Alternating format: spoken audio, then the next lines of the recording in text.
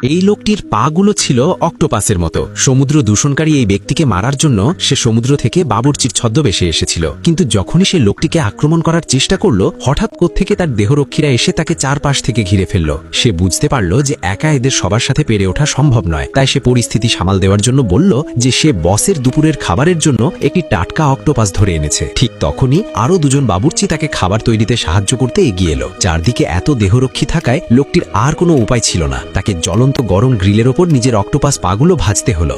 যন্ত্রণায় তার মুখ বিকৃত হয়ে যাচ্ছিল, কিন্তু বস ভাবলেন সে হয়তো তার বাবুর্চি হওয়ার দক্ষতা দেখাচ্ছে। অন্য বাবুর্চিরা যখন তার পাগুলো টুকরো টুকরো করে কাটতে শুরু করলো, লোকটি তখন তার তীব্র যন্ত্রণা গোপন করার আপ্রাণ চেষ্টা করছিল। যখন বাবুর্চিরা অক্টোপাসের পাগুলোকে হাতুড়ি দিয়ে পেটাতে শুরু করলো, বস তা দেখে আরো বেশি আনন্দ পেতে লাগলেন। লোকটি তার চিৎকার আড়াল করার জন্য চিৎকার করে গান গাইতে লাগলো, কিন্তু এখানেই শেষ ছিল না। এরপর বাবুর্চিরা পাগুলোকে একটি মিট গ্রাইন্ডারে ঢুকিয়ে কিমা বানিয়ে ফেলল। সে আর এই অসহ্য যন্ত্রণা সহ্য করতে পারছিল না, আবার খুনি হিসেবে ধরা পড়তেও চাইছিল না। তাই সে হঠাৎ তার মুখ থেকে কালো কালি ছিটিয়ে দিল, যা এক মুহূর্তের জন্য সবাইকে অন্ধ করে দিল, এবং সেই সুযোগে সে দ্রুত জানালা দিয়ে পালিয়ে গেল।